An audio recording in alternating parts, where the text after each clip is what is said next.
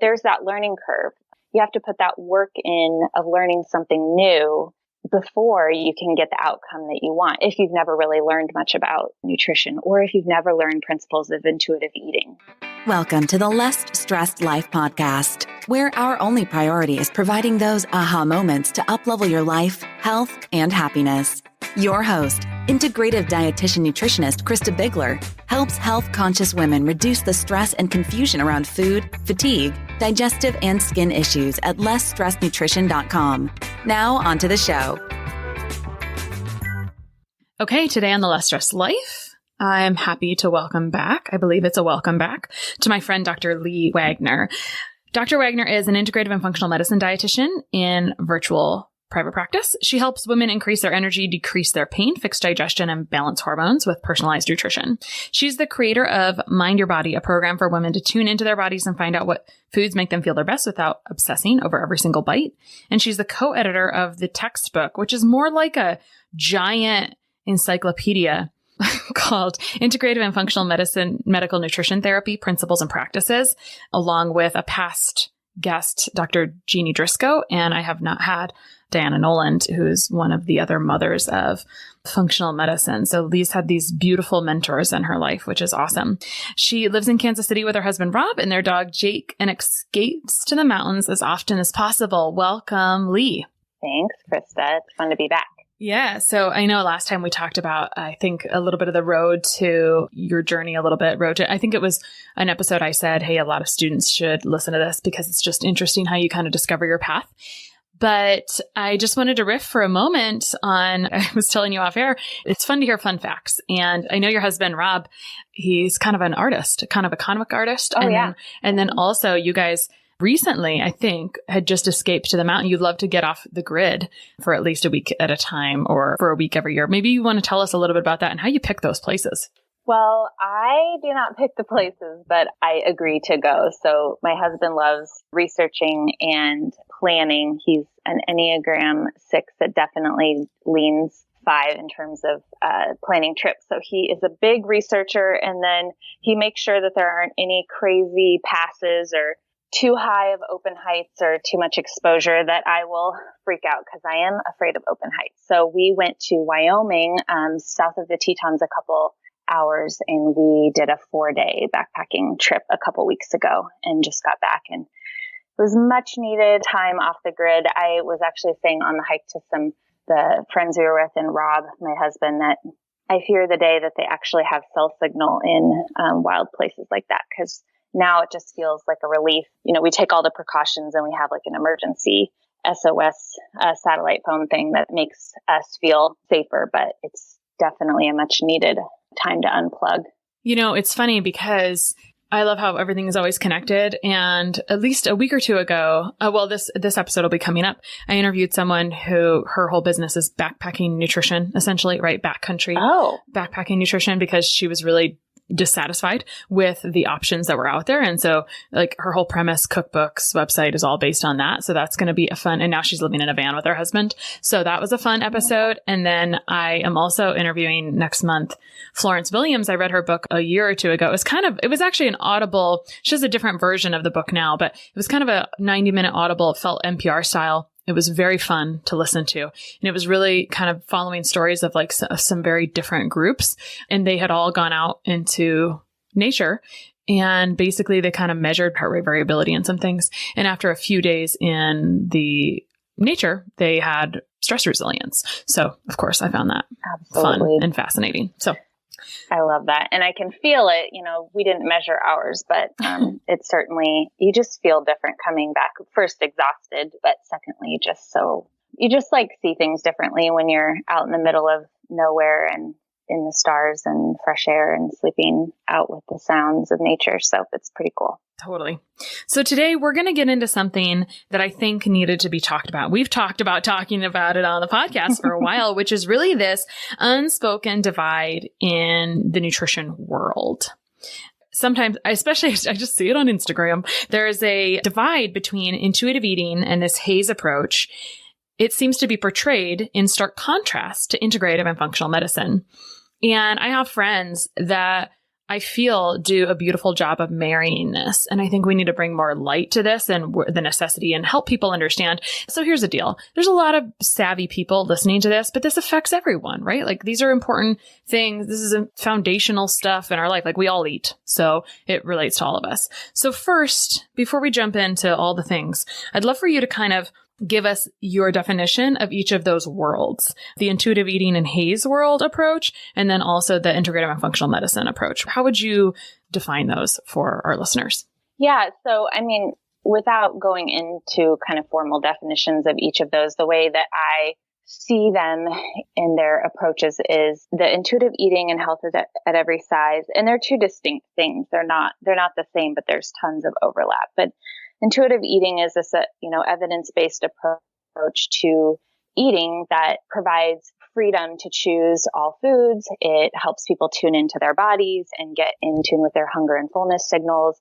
It gives food freedom. I'm putting that in quotes because that's often a term that you'll hear posed. And, you can have the donut and you can have the salad and everything in between. And health at every size, which I love that this is an emerging realm of nutrition, is that we can be healthy at every size, and that just because we're in a certain body or weight status, it doesn't define health. As you have probably worked with, people who would fall in the quote normal weight category who are extremely ill.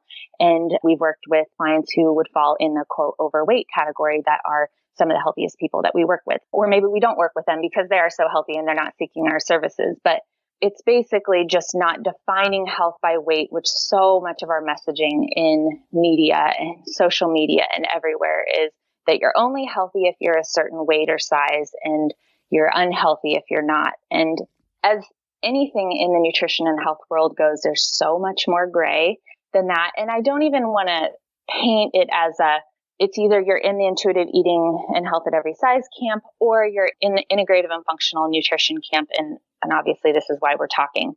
So I guess I want to talk about some of the messaging that we'll hear most often in social media or media is the food freedom and anti-diet culture with the intuitive eating and health at every size, which I agree with a lot of that. It's just how we frame it to people, because the main goal I have is that people are already so confused. And so when we nutritionists, nutrition professionals, I'll say, because a lot of people are kind of claiming that they know or have a lot to say about nutrition, but we need to help people in the public wade through what's best for them. So for some, it's really important to only have the intuitive eating and health at every size messaging. For some, from the Institute for Functional Medicine or Integrative and Functional Nutrition approach, if we need to dig into what's going on with them, if they're dealing with a chronic condition, whether it's skin or energy or hormones or digestion or all of the things,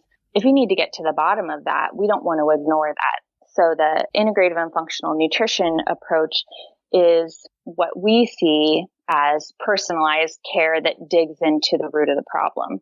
What people will hear sometimes in the media, the messaging that emerges is eliminate all the foods, all things are toxic. We have to, clean up all the toxicity, and that gut health means bone broth and probiotics. And sorry, I literally feel like those words have come out of my mouth almost verbatim. That like gut health does not equal bone broth and probiotics, but yeah, go ahead. Right, exactly. And so I guess what we see is emerging, and now that we're both mid-career, we can see this a little bit more clearly, is that there's some truth in both camps, but the more extremely you get into either camp, the more of a disservice we're doing to our clients and to the public, especially when we're sending messages. When we post on social media, we're not just talking to our single client that may need to hear that message. We're speaking to all kinds of people that are on every end of the health spectrum, but also every end of the spectrum of their relationship with food. And that's where I guess I have some compassion and get a little bit fired up about.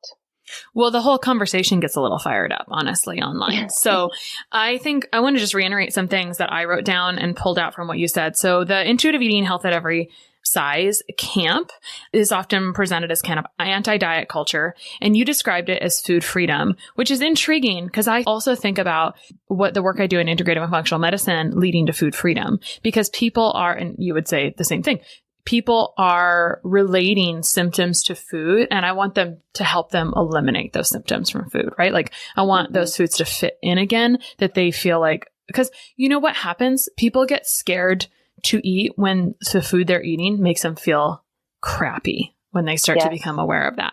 And that's a problem. So that needs to be fixed as well. So, we get a little bristly if someone is like, I think sometimes each camp can feel attacked a little bit. What was also interesting is that you described, health at every size as, someone who is maybe not like fitting on a weight chart, like blah, whatever, as being a really healthy person, and someone who is of a normal, quote unquote, like what we've been textbook normal weight being very unhealthy. I never think about that verbally out loud. I just that's just part of my oh yeah, that's a truth. Like that's always been a truth, right? So I never even thought about it. And it's like funny because Health at Every Size literally says that. And I never think about it in the way that you say it right there because it's just innate in my brain. So that's a great point. But so there's clear overlap because it's food freedom. And I think we could all agree that weight doesn't indicate health. It's the other symptoms and things. It's awareness of body, et cetera. So I think that goes in both camps, no matter what. I always say the greatest gift I want you to have at the end of this process is so much more self-awareness of your own body, right? Now, do you need more in the body image and body love category? Maybe, for sure, right? There's a whole, and we could talk about that. And that's a good point. And one of my questions was, let me finish, because you talked a little bit about integrative and functional medicine. You talked about personalized nutrition, and it gets viewed as elimination and cutting foods, et cetera. But what is missed maybe in the actual what's going on behind the scenes is lab work, seeing where the trends are going, seeing if there's deficiencies that need to be filled so you don't feel crappy, improving how the microbiome is working so you don't have food things. So my question is, you had said something about sometimes the Haes and intuitive eating approach is really best for a certain person. So who's that best for? So I guess in my very biased opinion, I think a combination of both are best. But if somebody is really struggling with disordered eating, or the main emerging problem they're having is obsession around food and preoccupation with food, or they feel that based on their body size that they're discriminated against, which is so common, or they're not accepted by some healthcare providers. Because as you know, some health accounts, healthcare providers are, posting, all about the obesity epidemic and don't share the nuance of how the BMI is such a limited view on health. And so there's not necessarily just one single type of person that needs that intuitive eating approach, but I see it as being more what resonates with you in the moment and what you're struggling with most. And if it does feel like your relationship with your body, your relationship with food, tuning into hunger and fullness cues, although I will say, I think a really key aspect of integrative and functional nutrition that we can help people with that makes the waters really muddied with intuitive eating is that if every time you eat, you get distended and bloated and uncomfortable or gassy or have to run to the bathroom, how do you tune in your body and listen to your body and eat intuitively when your body seems to be rebelling against you? And that's where I work closely with a counselor, a therapist in the area who we refer back and forth with. And she works a lot with clients with disordered eating and eating disorders. And she'll work with clients who have these chronic symptoms that are trying to eat intuitively, but their bodies are not matching up. And that's where we can really dig in as integrative and functional providers to what is causing that problem. Yes, if you eat a ton of broccoli and you get bloated, that happens. I'm not trying to say that you should never, ever feel bloated or never, ever have gas. But if you look 6 months pregnant after every time you eat, or if you're having to run the bathroom, minutes after you're eating, there's something going on. And it's not just a matter of you need to really tune into your signals of hunger and fullness. So that's where I think there's a lot of gray area that we can both learn from each other in our respective camps and hopefully have a lot more crossover of the Venn diagram. Mm-hmm. So there's definitely crossover, but those that are dealing with some variety of disordered eating, and I think I have an episode with Melanie Rogers, and I don't know if it happened before or after this episode, but she works a lot with disordered eating in New York, and she really goes through what that kind of looks like, because sometimes we don't have a diagnosis, but we have a very unhealthy food relationship. And I would put that under the same piece. If our food relationship and our body relationship is very poor, you really need to do something there first, because that's not going to go away just when your body changes. Like there's always going to be something else, right? Yes. Like there's an underlying unhappiness there, just to oversimplify it, I guess. I find that people find us in that relationship. So they may have eliminated all the foods, and they may have, done Whole30, or they've been vegan for a while, or they've done keto, or all of those things. And then they read about what we do, and they're like, oh, Leigh's going to give me the perfect list of foods. She's going to know exactly the list that I can eat, and then I can follow her rules. And then that will be what I'll follow for the rest of my life. And those are the people who are a little bit sneaky, in that I have to remind them, no, I'm not here to give you the new list of no foods and the list of yes foods. I'm here to help figure out what is actually going on in your body, and how can we liberalize and make your diet as flexible as possible, so you don't have to be beholden to a list of foods. And like I find with SIBO, people with small intestinal bacterial overgrowth and other similar conditions, but their list of foods gets so small because they associate every food with a symptom that it's sometimes hard to get them to eat. So it's sometimes catching the sneaky people where they're like, I just need a personalized plan. And yes, in a way they do, but in the back of my head, I'm thinking, oh gosh, I'm going to rock their world, when I'm not actually giving them the yes and no list that's going to be their forever list of foods. Right. I'll tell people sometimes we'll do some food modifications. It's like sitting on the couch with a broken ankle, but you can't sit on a couch forever. Like that's not going to work. So you're going to need to go in and do some work for the broken ankle, and then you can run again. And that's going to be awesome. So essentially, I've felt the exact same way. This is where I think it's important for the clinician here to also recognize this. And I think for the client to be open to this, because I see it as both camps. Sometimes someone's like, yep, I really need this. And sometimes I also hear from them, I think this is what I'm supposed to do, so this is why I'm talking to you. But in their what I really hear is that that's not what they want to do. And I'm like, perfect. You don't have to do it that way. There's more than one way to do everything. So sometimes you can provide relief to someone. Like they could have gone down a path of restriction and they don't need to, right? And so we can help, we can help give them the relief of saying, hey, if we work on this from more of a microbiome standpoint or whatever, we can relieve this. Like it's going to take a minute, and we'll get there. And so what we're really looking for is the broadest diet possible, not a super restrictive thing forever and ever and ever. That's always kind of the end goal here. So synergy, right, between the two worlds for sure. Exactly. So to back up, if someone's got a really unhealthy body image or disordered eating, then intuitive eating and Haes and body image work, etc. And I continually buy books on this, right? Because I'm like, okay, what can I provide as a resource? Because sometimes it pops up, as you said, I don't catch it initially. Like it's not extra clear. Sometimes it is pretty darn clear. I mean, you can pretty much pick up on things, but sometimes it's not as super duper clear. And I really want, and sometimes I'll just read it on their intake form and like, oh, didn't catch that. Yeah. Didn't catch that that was in the history there. So I always am super careful because we don't want to trigger something from the past. So we have to be aware. I think we need education in both worlds no matter what. But I think we also need to be a little bit more respectful of either side, because sometimes that's the issue I'm seeing out there, is that it's kind of a prickly divide a little bit. Definitely. So people sometimes working you literally see these Facebook posts and it's like, this person wants to blah, blah, blah, lose weight. And ensuing attacks in the comments from disordered eating dietitians. I get that, but not everyone has that issue. So the people over here who are like, oh my gosh, I have to run to the bathroom every time, I eat, they need something else. They need that.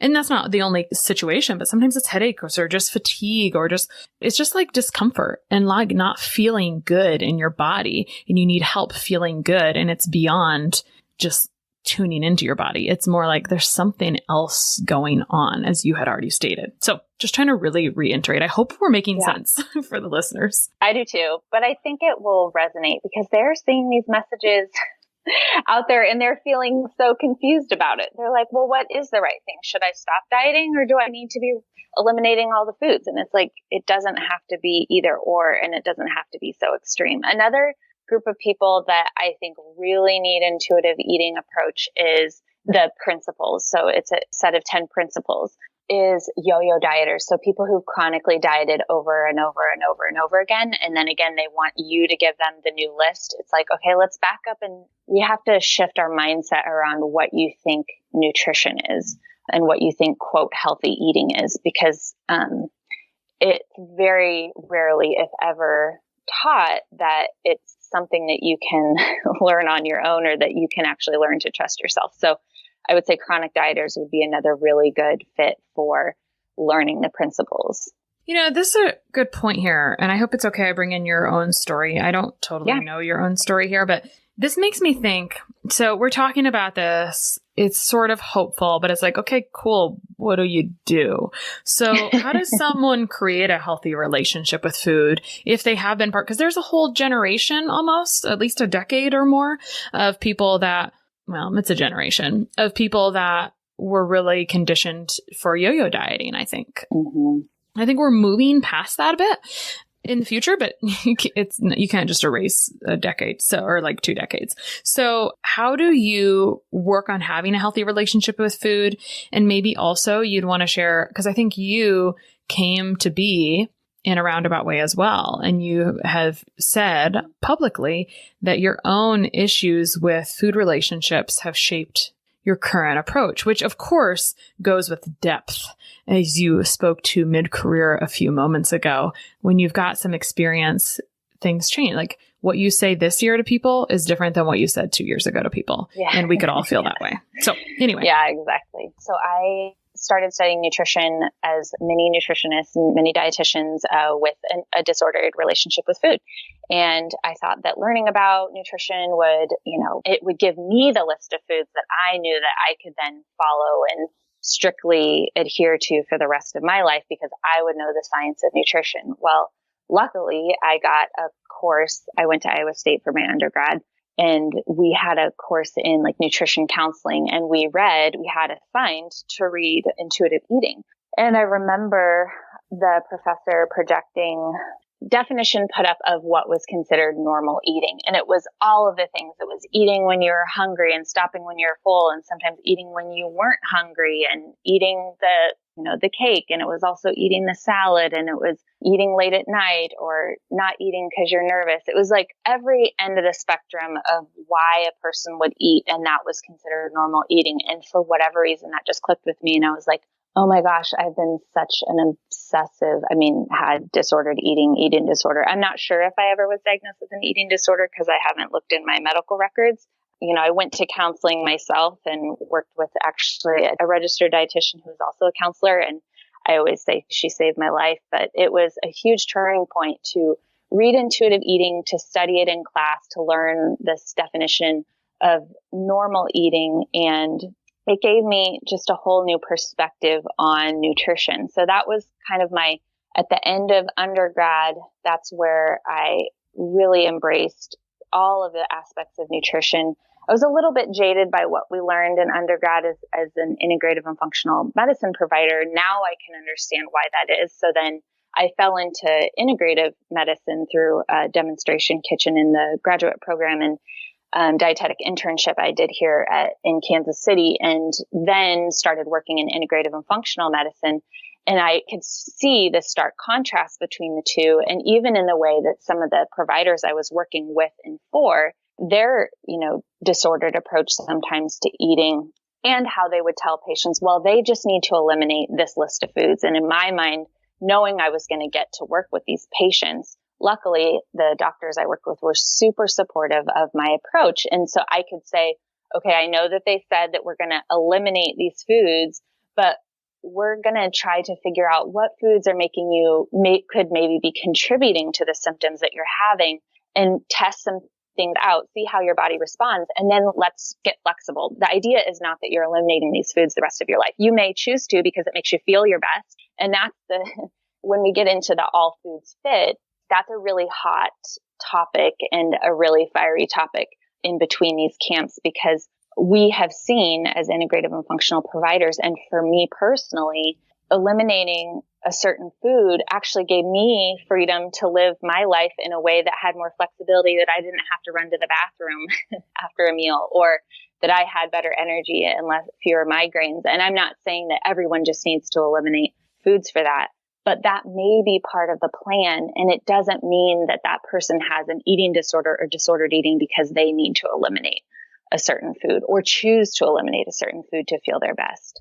I think your story is important because it's a very, very, very large percentage of people that go into nutrition that have some disordered eating tendencies. Do you see that? You were a professor. I think you are a professor still, maybe. Do you see that? I left my adjunct position, but yes, absolutely. We gravitate toward things that I think we need for healing. And so if we're open to all the different things that nutrition has to offer, that's what I think the beautiful part of marrying these two worlds together is, that if we are open to the idea coming from a functional nutrition world that somebody might eat a sugary donut that has no phytonutrients, or it doesn't have, resistant starch, or it's just because the donut tastes really good, that's okay sometimes for a person to have. But it's also okay if a person chooses to avoid it because they know they're going to feel like crap. So on the flip side, from the intuitive eating world, we also need to accept that somebody may say if maybe I'm craving a donut right now, but I'm not going to eat it because I know what it's going to make me feel like, and actually how there's so much more synergy between the two. So yeah, I definitely see disordered eating and eating disorder. Hopefully we all kind of keep working on our own issues. And you're right. The things that I said when I first started, 10 years ago, I even had a client recently who reemerged after many years. And she was like, the Leigh that said, you can never have any sugar anymore. And my jaw dropped. I was like, did I really say that to you? And she said, yes. And so, I kind of can't believe it, but if I probably did. And how horrible and horrified am I that maybe I presented that idea to somebody?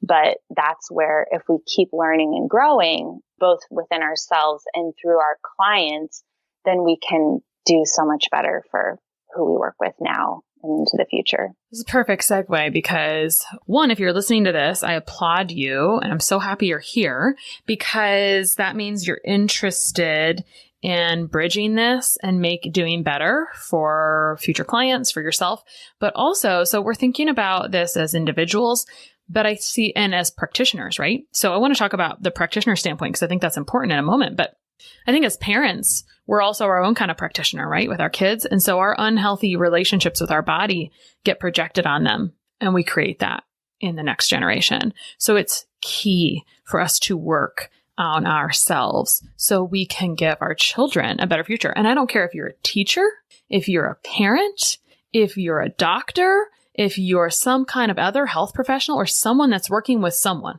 right? Or if you're a friend and you're projecting that. I'm just saying, this kids are very impressionable on this, right? And we have all kinds of impression. What other impressions are our kids getting? That's a different conversation. So the question is, really, you were working with great people. Your experience was, I recall, you had some disordered eating stuff. You went to undergrad. You were a little burned out. You kind of traveled the US in between here and there, I think, and then came back and kind of met integrative functional medicine, and it really resonated with you. Oh my gosh, of course I want to address the root cause. This is always what I wanted, which I find that a lot of listeners will reach out to me and say, I didn't know this is what I was looking for. I'm really curious about this because it sounds so much I think in our profession, we train alongside pre-med students, and then we're expected to hand out DASH diets and just crap like that. And it's give me a break. Yeah. I didn't do biochemistry for this crap. I need my brain flexed. So anyway, you get into this integrative functional medicine program. You have this actually pretty robust program at KU Med Center for quite a while. You see the providers and they're saying, with their limited time that they have, right? That's a beef of mine, is just our model is challenged, a little bit with time because we need to give people time. But so there's limited time. We try to send some messages home with people. You're fortunate that you get to intercept them and you get to help them have a little bit more of a healthy relationship rather than okay, just avoid this forever. But here's the deal. How do we improve for the future? Like, we're having this conversation. It's nice theory, like nice conversation. It feels good. But how do we change our actions? How do we improve our actions? Because it's not like it's like, cool, go take this class per se. You know, like there's disconnects in our education. You were fortunate in your undergrad to be assigned to read a book that resonated with you and to see some things that very clearly, how often, who can say in their education, they remember a slide in the front of the classroom, right? Like who can remember those particular slides? So that is imprinted. It's kind of silly what gets imprinted in your brain sometimes. Just thinking of some that popped up in my brain the other day, like just a stupid thing. Like, why do I remember that from being 10 years old? It doesn't matter. But how do we improve, right? So if you're a practitioner listening to this, if you're a mom listening to this, like where do you grow, or you're a student or you're an educator? Where do you grow? How do you get better? Like, what's the next step to improve this? Yeah. So as practitioners, I think one of the main things we have to do and remind ourselves we're doing is we have to really find out the person's health goals and that they may be different than ours. So if they want to eliminate a symptom, or if they want to have less anxiety around food, or if they want to know whatever it is health-wise, we have to really listen and keep coming back to that, or have the wisdom and humility to say, I may not be the best person to work with you, especially if they're really wanting you to just give them another diet, unless they're very open to the idea of you basically saying you don't need another diet. You probably need to heal your relationship with food. And sometimes that is the case. And they realize, like you said, oh, I didn't know that's what I needed, but that's really what I needed. I just graduated finished up with a client I'd been working with for several months. And she was like, I signed up with you. I didn't say this, but I wanted to lose the weight. And she goes, now I get it. And maybe she's like a couple pounds lighter than when we started, but her skin's cleared. Her digestion is cleared. I mean, it's just worlds different. So, she feels good in her body. She feels, like she can do what she really wants to do in her life. And that's number one. We need to listen to their goals and find out really what they want to do in their life and help them get there. So find out what's going on, what is their nutrition status, and what's going on in their body, whether it's through a really in-depth nutrition assessment with lab testing, really in-depth interview and symptom review. And then find out what foods, what nutrients that they need, or potentially that they need less of.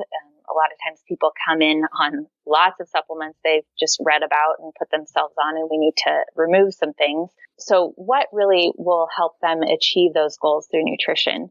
And then helping them incorporate these things into their life without obsessing over food or having guilt and shame around food choices. So as they're making changes, and if they do eat whatever it might be, that you remind them, it's not that you should never, ever have that food, but here, let's go back. Let's talk about what your goals were. You wanted to have clear skin. You wanted to have more energy. You wanted to have, healthy digestion or regular digestion, predictable digestion. Those are the things you wanted. These are the food choices you're making. How is that fitting together? And sometimes it'll make their journey a little bit slower to healing. And sometimes they may reverse direction for a while because they've made certain choices, but it doesn't mean that they can never have certain foods. Whether we as practitioners want to believe it or not, the patient or client can do whatever the heck they want, period.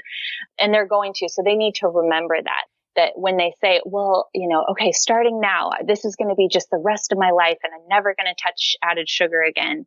That's probably not true. And you don't even necessarily want that to be true because you want them to enjoy their life, but you want them to incorporate these changes without becoming overly obsessed with every bite.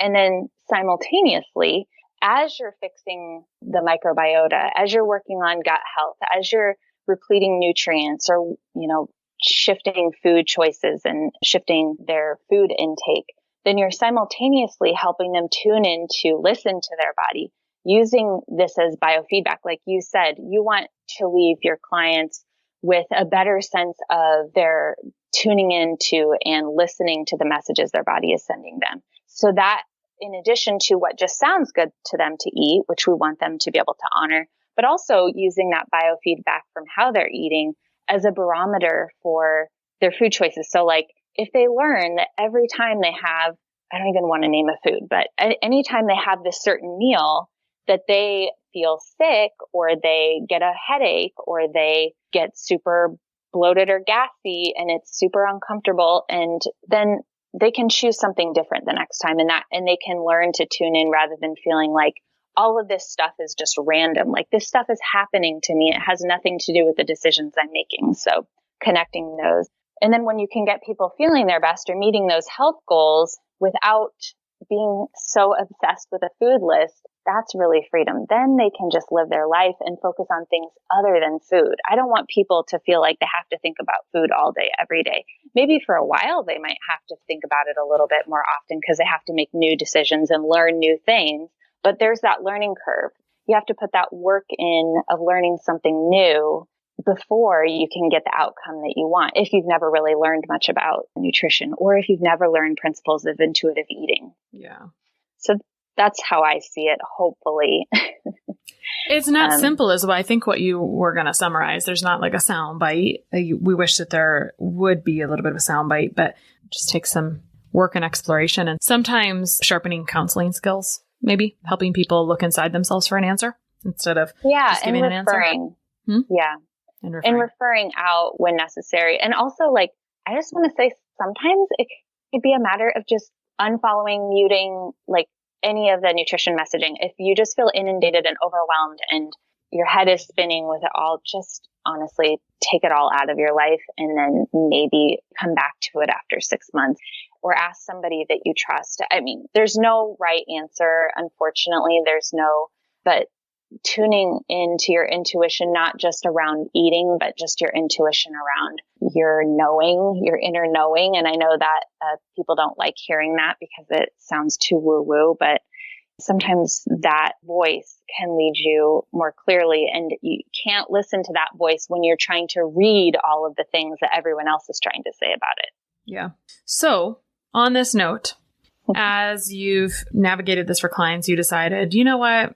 Goodness gracious, I will make a thing if you need this. So tell us about the Mind Your Body program that you kind of recently developed and put out into the world. Yeah.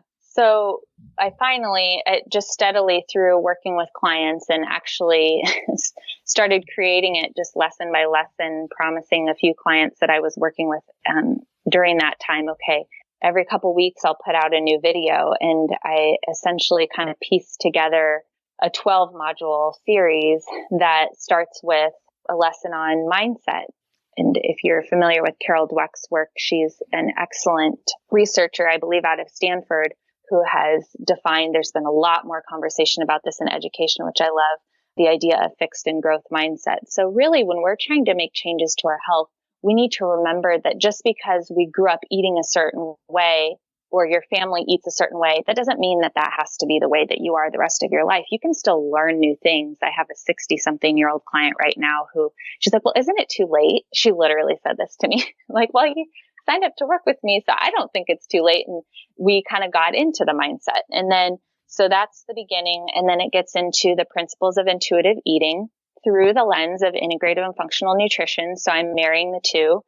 And then I have a module on the evidence around habits and sustained change. And through The Biggest Loser, we learned a lot that the more dramatically you change things, the less likely those changes are to stick. So we need to be really realistic with the changes that we can make and that are actually going to be changes that will sustain throughout our lives. And then just really basic nutrition information that doesn't get into the black and white. It's just pure basics and how to learn how to balance your plate and balance meals and snacks. And then I have like hundreds of recipes as resources. And that's kind of the foundation that my clients have. They can work through on their own. And then people, if they don't want to work with me one-on-one, can go through as well.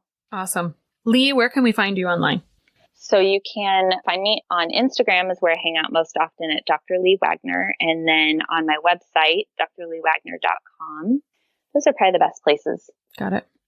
Leigh, thank you so much for coming back and for talking about this topic that I think is so darn important. When you're listening to this, we'll include the links for the Mind Your Body program in the show notes and also how to find Leigh. But also Leigh has a nice little email series that she sends out shortly after Halloween. It's called the Holiday Pre-Boot. And so we'll include that information as well.